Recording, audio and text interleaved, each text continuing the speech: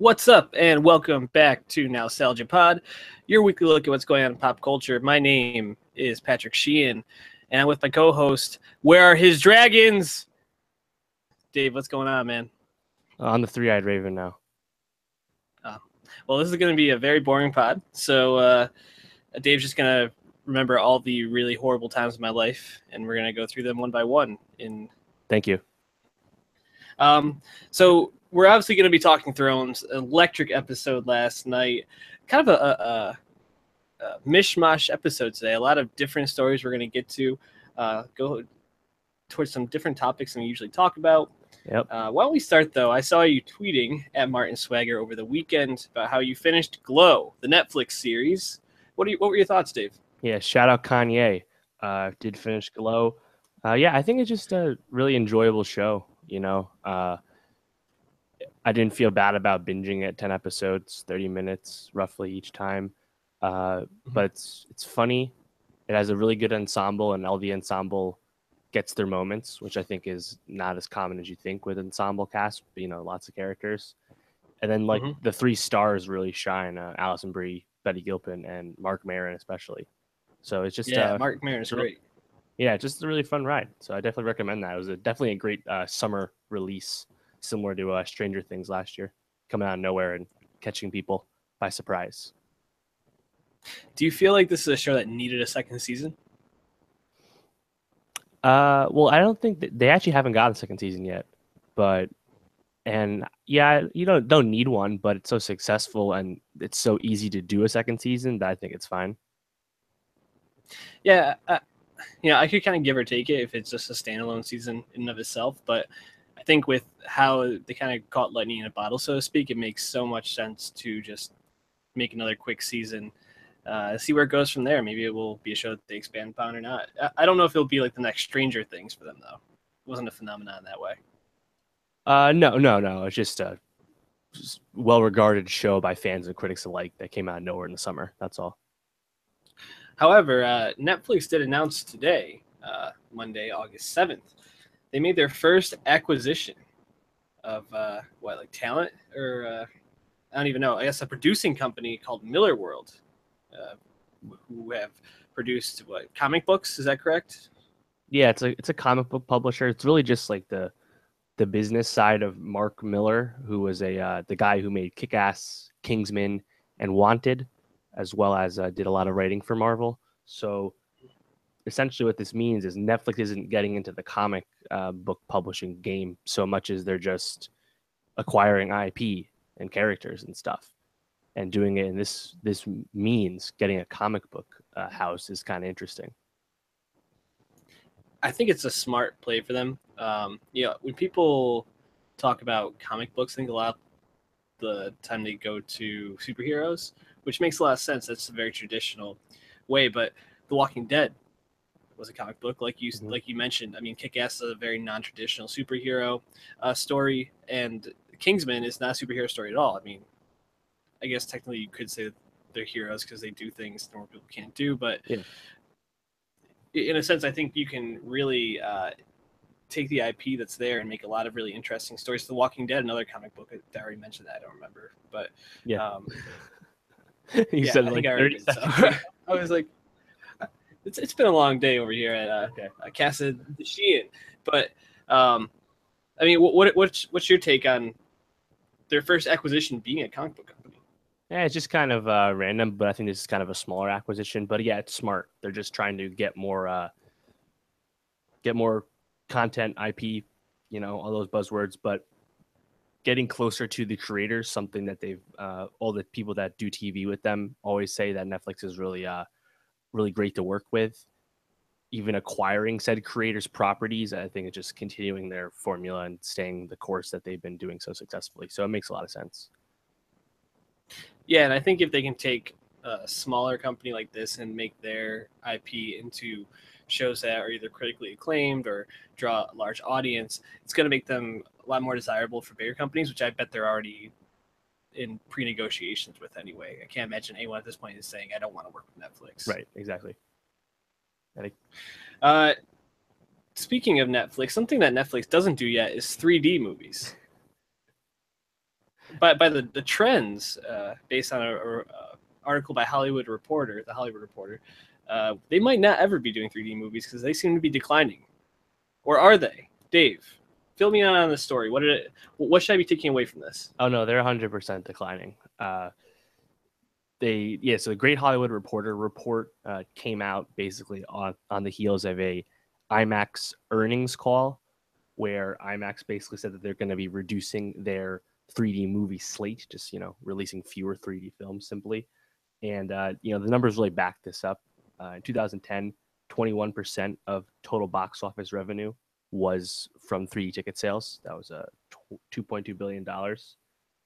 Last year, 2016, it was down to 14%. That was $1.6 billion. And that's despite last year being the all-time highest earning gross revenue at the box office from ticket sales. So 3D is clearly in decline, and IMAX even stated that it was largely due to audiences making it clear that they prefer 2D showings. I know you and I always generally prefer 2D as well.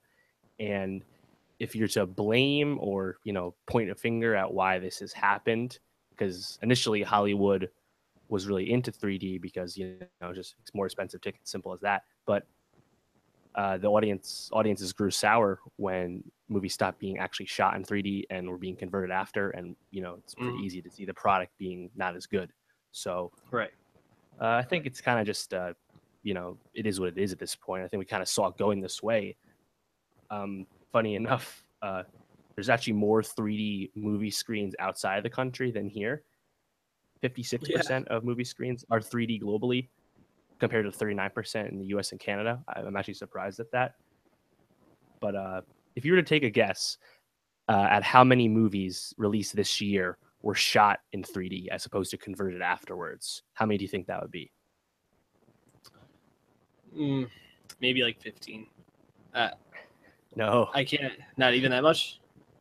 No, I mean, there was like maybe 15 total 3D movies, but only one of them was actually shot in 3D. And it wasn't even like Valerian or something. It was Transformers 5 of all movies. Interesting. Mark Wahlberg. Yeah, right. And if you go to just for those of you listening at home, realorfake3d.com is a very simple website. It has a list of every 3D movie ever released from 2010, when this started, and it says whether it was real 3D or fake 3D converted later. And if you look, you can see the trends where the majority of movies released that year were real. Now it's to the exact opposite, where the majority of them are actually, converted afterwards, the cheaper method. So, as IMAX said, audiences are kind of making a decision with their wallet. And I think niche 3D films that are actually like exciting, like a Jungle Book last year, or when James Cameron eventually releases Avatar 2, those movies probably will attract people. And Favreau said he's going to do the Lion King in real 3D as well. So I think those will still do well, but I think a less is more approach for 3D is probably the best course, and that seems to be what's going to happen. What was the last movie you saw in 3D? I actually saw Wonder Woman in 3D with my dad, but that was only because of it was like the one we went to see was sold out, and that was the closest ticket time and convenience thing. I haven't actively sought out a 3D ticket, and I can't even tell you, to be honest. What was that like? Did you feel like that added to your experience at all? No, of course not. It was one that was converted later. It was fine. Right. There was cool things, but generally speaking, it's not that much. I did see Gravity in IMAX 3D, and that was actually awesome. But was that one shot in 3D? Yes, but that was also 2012. It's been a while. First of all, it's kind of crazy to me that Gravity's 5 years old. That feels very strange. But the only movie I think I've ever seen in 3D was Jackass. Oh God, what was that? Jackass, like 3? 3D. That came out in 3D. Yeah, and it did not add much other than the fact that at one point it looked like a dildo was coming right at your face, which I mean, it's a good novelty. Take that for what it is. I guess the thing is for me, get into the experience and enjoy a world without feeling like I'm actually immersed in it. If it's done well, it really can add to it, but it's not something I'm going to seek out because I can still get the story and get the 95% of the experience without actually feeling like I'm there for a lot cheaper than going to a 3D movie. Yeah, exactly. And I think that's kind of why the audiences have made this decision is that they were paying more for a product that, generally speaking, wasn't adding much to it because it was a simple, 3D post conversion. So, yeah, I think this Right, is it's like paying per title. Yeah, there you go. Oh yeah, higher bit rates for your streams, kids. You're definitely gonna love it. No, it's fine. Also, Gravity was 2013. My bad. So 4 years, big difference. Still pretty crazy. Well, speaking of I guess music in general, not necessarily title. You could listen to these on title, I guess. We each listened to a couple of albums. Why don't I start? 9 Inch Nails. So when was the last time you listened to 9 Inch Nails, Dave? The Logan trailer, Hurt, Johnny Cash cover. Which is probably one of the greatest covers of all time. But it's interesting because 9 Inch Nails was a band that I thought hadn't really been doing a lot of music recently. I thought they had been on I knew that they had been on hiatus after the 2013 album, but something kind of slid under the radar and that we missed talking about on the pod was they dropped an EP back in December, late December. I think it was the 28th. It was called Not the Actual Facts, and it did okay, but it was their first EP in 3 years, and it had mediocre reception, kind of at a weird time of year. People weren't really tuned into it. So then when they dropped this one, and they're also headlining Panorama, they're headlining FYF Fest, or they did headline FYF Fest. This was a much bigger deal. They dropped an album, or not an album, a single that went along that was pretty good. Sounded like a little bit more of a modern sound for 9 Inch Nails. So I was going to this album with high expectations, and it almost got there. It almost got there. I thought the songs overall were good. It was a 27-minute album, which I was like, yes, give me 27 minutes, perfect. But the first songs amount to 15 minutes of it, and the last song is 12 minutes long. And the last song, which is it's a pretty strong song in terms of concept, basically talking about this. It's called the background world, and it talks about like how all these things going on in the background, or like it's like this, like it's almost like the upside down world in a way. Like all this horrible stuff is going on, and the way Trent Reznor uses his voice when he sings the lyrics is all pretty like interesting because he's singing regularly, and then it's like a muffled sound when he sings like the refrain, so it actually sounds like he's in like a different world, so to speak. But then the last 7 minutes are just this like choppy guitar drum beat that kind of fades out every time and becomes a little bit more like crackled and less, basically just sounds like a fire in a way, like things just like burning or like bad static. It was a little too long. I could have used like 3 minutes of the static and gotten the point, but I guess like they have that same guitar lick and drum beat happen over 50 times in a row. And I was just like, when is this thing over? But overall, I thought the album, it was short, pretty concise. I thought the songs were all pretty good. Classic 9 Inch Nails. So I would recommend any rock fan just to give it a listen. I mean, it's 27 minutes of your life. Just when you're going to work, throw it on real quick. Fair enough. Well, what's your favorite 9 Inch Nails song? Do you know any other than Hurt? Nope, do not. Really? You should check some out. You might not hate them. Trent Reznor, he's an interesting dude. Yeah. Didn't they headline Made in America? One of the first few Made in Americas, right? Festivals? They might have. Yeah, something like that. I don't know. Yeah, probably 2 years ago. I think he was on this like production, this like music streaming production with Dr. Dre called Daisy. He was like a creative chief or something like that on it, Reznor. And then he also did the soundtrack for Social Network. He was doing like a lot of like just different solo stuff for a while. He did the title music for Black Ops 2, I think. Oh. So he's been doing some interesting work. Glad to have him back. Tell me about your stuff. This dude, Ugly God, is that even a real person? I swear you said his name already on the pod, and I did not believe he was real even then. Yeah, Ugly God was one of the XXL freshmen I hadn't predicted. And he just released his debut mixtape, The Booty Tape, last Friday. And it's a really short mixtape. It's like 20-something minutes, which is great. It doesn't overstand its welcome. And it's really fun. I think Ugly God has a really infectious, like easy flowing, easy to listen to flow, much like our good friends Migos. And if I had to, point out two songs. I think No Lies Wiz Khalifa is just a really good song, really flows. But I was most impressed by his lead single from the tape called Fuck Ugly God.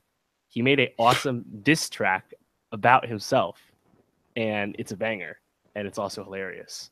And you can check it out on YouTube if you want. It's great. So he B-rabbited himself. Yeah, it's pretty impressive. So I rewatched. Pleasantly surprised. I rewatched 8 Mile this weekend. I was texting you about it. Michael Shannon's in that. I was like so taken aback by that. Yeah, like I hadn't.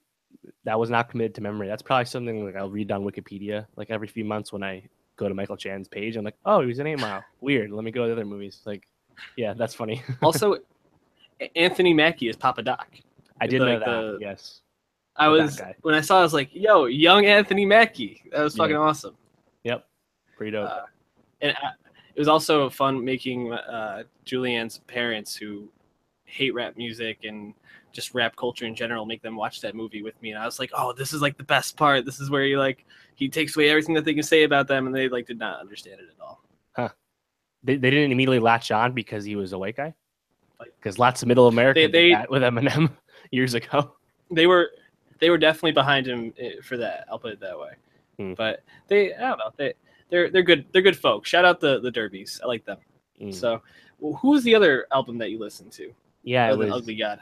ASAP Twelvyy debut album 12. And yeah, this is funny because when ASAP Yams died, he's like the creative visionary guy who kept it all together for the ASAP Mob, as well as one of the founders. Everyone always said that he had like the master plan for everyone in the group, like a notebook of like everyone's plans and notes and who they should work with and what they should do next.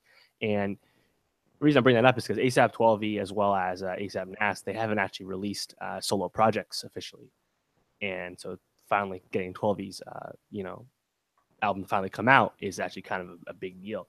And it's totally solid. He's kind of like, his reputation in ASAP Mob is he's just like the competent rapper guy in the crew. Whereas like ASAP Rocky's the star, ASAP Ferg is like the star on the streets. Nast has like those like low key fire bars, but everyone sleeps on him. And ASAP Ant's just trash. But 12 is just, really, really solid. And this album is exactly that, solid. There's a Flatbush Zombies feature, Joey Badass feature, obviously Rocky's on there. So yeah, it's totally solid. Definitely jump around there if you're interested in that Beast Coast sound. More interestingly enough, though, is that ASAP Ferg has an album coming out, or a mixtape coming out on the 18th. And then the ASAP Mob is dropping Cozy Boys Volume 2 at the end of the month. So 3 ASAP projects this month. So it should be fun. Interesting. What are like the rap groups out there right now? Like I feel like there's Odd Future. Well, Odd Future's defunct. They're all like doing solo stuff. Okay. So it's just ASAP Mob? Yeah. I think it's like small like duos, like Ray Shremmerd, Underachievers. Migos. Shout out Ray Shremmerd. Migos is a trio, obviously. And then like Good Music, MMG, Maybach Music Group. Like those are like label groups. They're not really groups. They're just kind of like organizations of talent, that kind of ride together. And obviously they go up and down too, with Buzz and whatnot. Obviously Good Music peaked, probably as a group in like 2012, 13 when Cruel Summer came out. And MMG's obviously been in decline for a while now, ever since Meek Mill fell from grace and Rick Ross stopped releasing good albums. But yeah, other than that, I mean, like you can think of like Black Hippie is technically the name of the group that Kendrick, Schoolboy, J-Rock, and Absol are in, within TDE, which is like their label. But Black Hippie doesn't release much music. And when they do, it's usually just collaborations on like one of their songs or doing remixes with each other. So that's like the fabled album everyone always wants, is a Black Hippie project. But yeah, there aren't that many groups. Brockhampton, I want to shout them out. Kevin Abstract is the lead from that. They're really cool because they're like they call themselves a boy band, not a rap group, because they're a very unique sound. They're actually really awesome. Their album Saturation this year is great. But yeah, groups are not that common.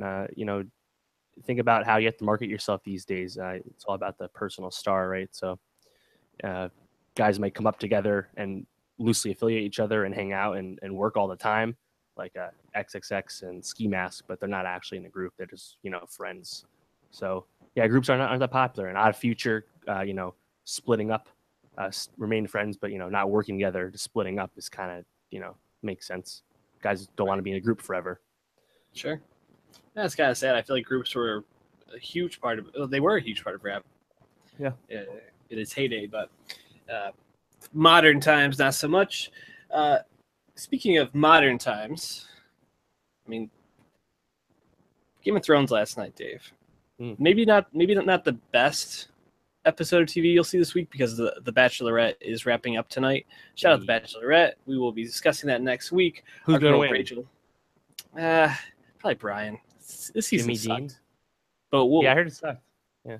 Well, we're gonna talk more about it next week on Nowstalgia Pod. And if you want to listen to our older episodes, SoundCloud.com/Nowstalgia Pod. Give us a rating and review on iTunes and subscribe on YouTube somewhere over there. Anyways, Game of Thrones last night. Interesting. I don't remember what the name of the episode was because when I watched it on HBO Go, all it said was Game of Thrones 62. I was like, or 64. Shout out my boy Andy Cortez on Twitter at Maximum Cortez, video editor for Kind of Funny. He tweeted out, "Yo, only '90s kids remember this N64 game." Very clever. I like that. But I think this was probably my favorite episode of the season so far. Yeah, no, I think the sequence at the end obviously is what everyone's talking about, and that's up there with the top for all of the Thrones epic, seasons or scenes, right? No doubt about that.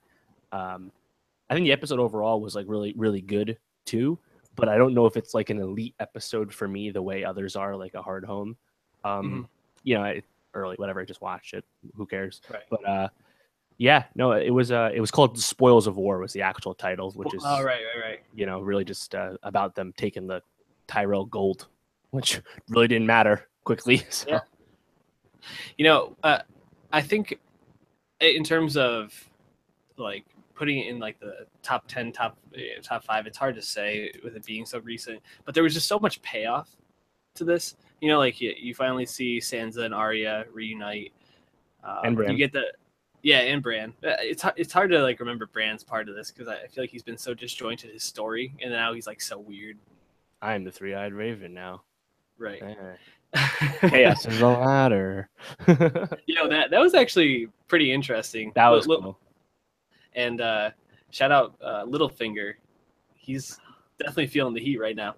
But then like the scene between Brienne and Arya when they were fighting with the sword, that was awesome.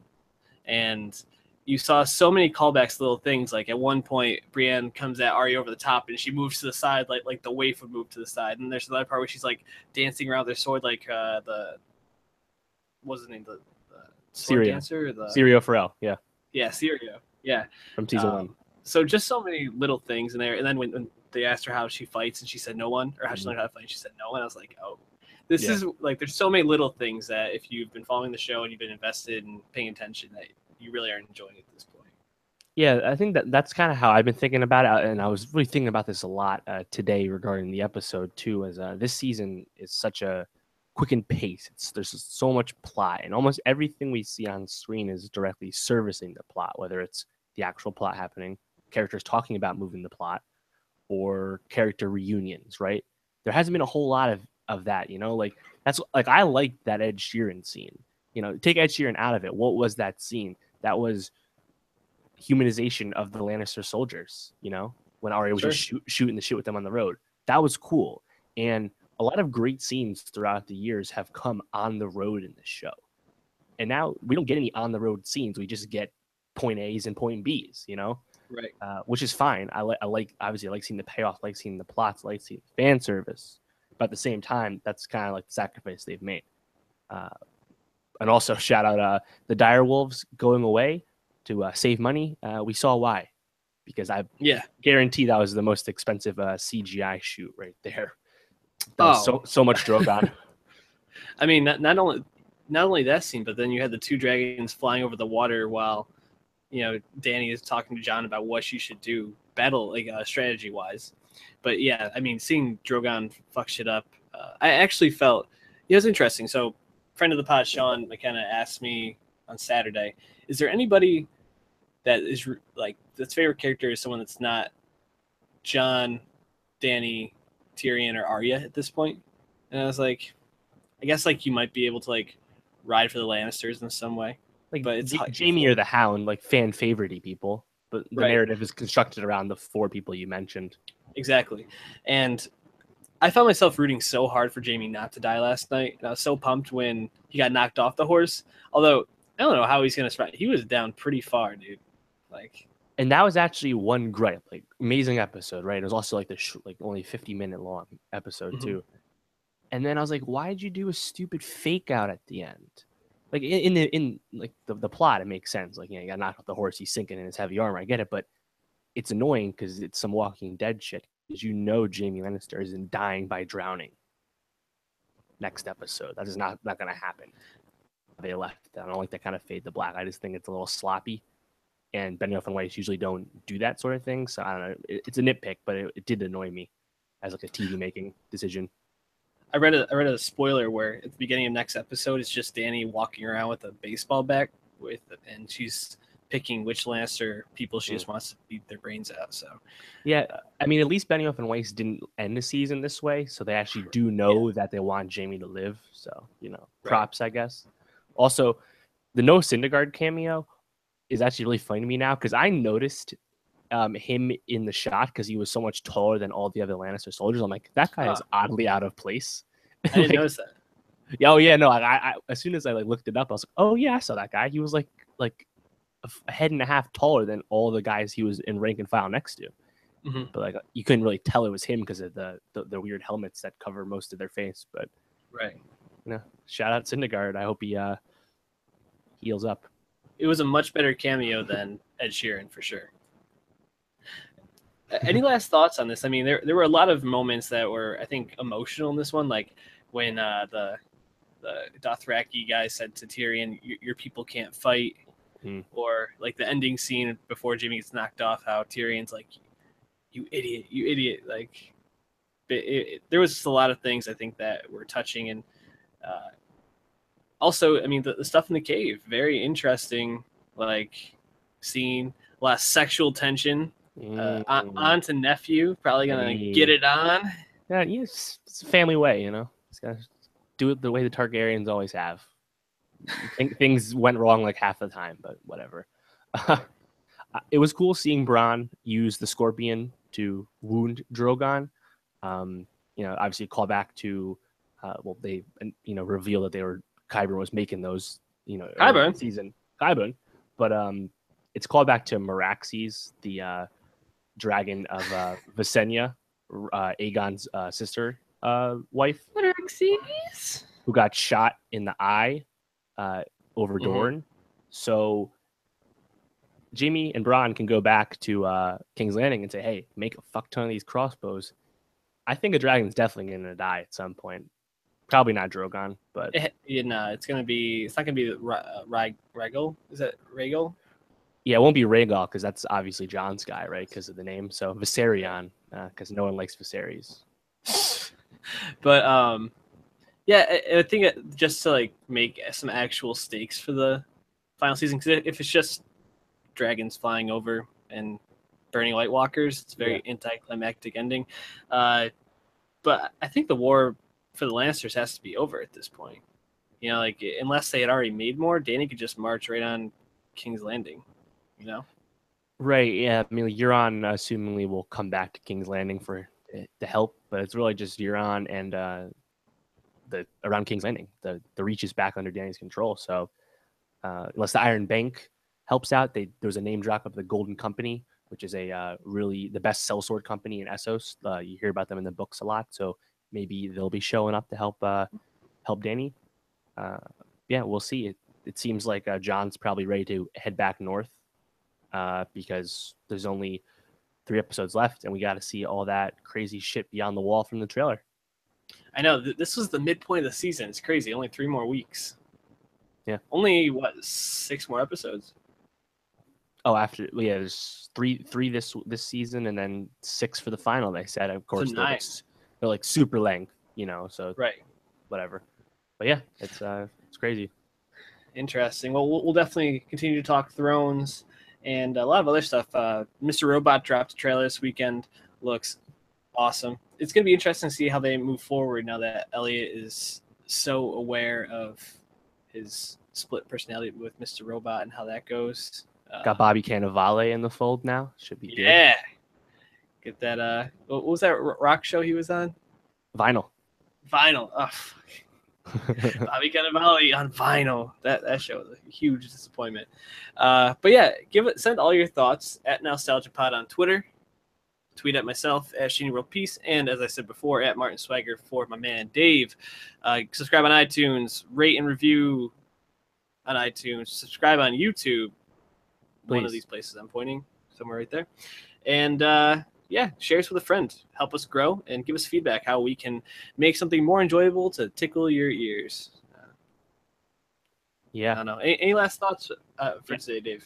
Yes. Last note. Wind River came out last Friday in only 4 theaters. This is the directorial debut from Taylor Sheridan, the writer of Sicario and Hell or High Water. He wrote this movie, and it's his first job in the directing chair. It stars Jeremy Renner and Elizabeth Olsen about violence against women on the Native American reservation in Wyoming. And I'm excited as hell to see this once it finally goes to expand and release and actually is in some theaters. So if you can catch Wind River, definitely check it out. If you haven't bought really Renner stock yet, buy Renner stock. Also, I just became aware of this recently. Film also coming out this Friday. It's called Good Time from A24, starring Robert Pattinson, Barkhad Ali, who is the Captain Phillips, I'm the Captain Now guy, as well as Jennifer Jason Leigh. And this is a crime drama film from the Safdie brothers, who are a pair of independent filmmakers from New York City. And this movie is getting great reviews. It was selected to compete in the Palme d'Or at a Cannes Music Festival earlier this year. And everyone's saying it's Robert Pattinson's best career work. So I definitely want to check that out as well. So 2 smaller non-blockbusters that you should try and catch if they're showing around you. It's good recommendations. We'll also be talking about those on the pod as we're able to watch them, given the fact that Albany doesn't get a lot of these. And Boston, you can probably find a theater that'll have them, though. Yeah, we'll see. So we'll be catching up on a lot of stuff next week. Probably some music, some TV. Kesha's album's out Friday. We'll probably give that a listen. Can't wait. But anyways, until then, tweet at us at NowstalgiaPod. Subscribe on iTunes and YouTube. And we love you. Peace out.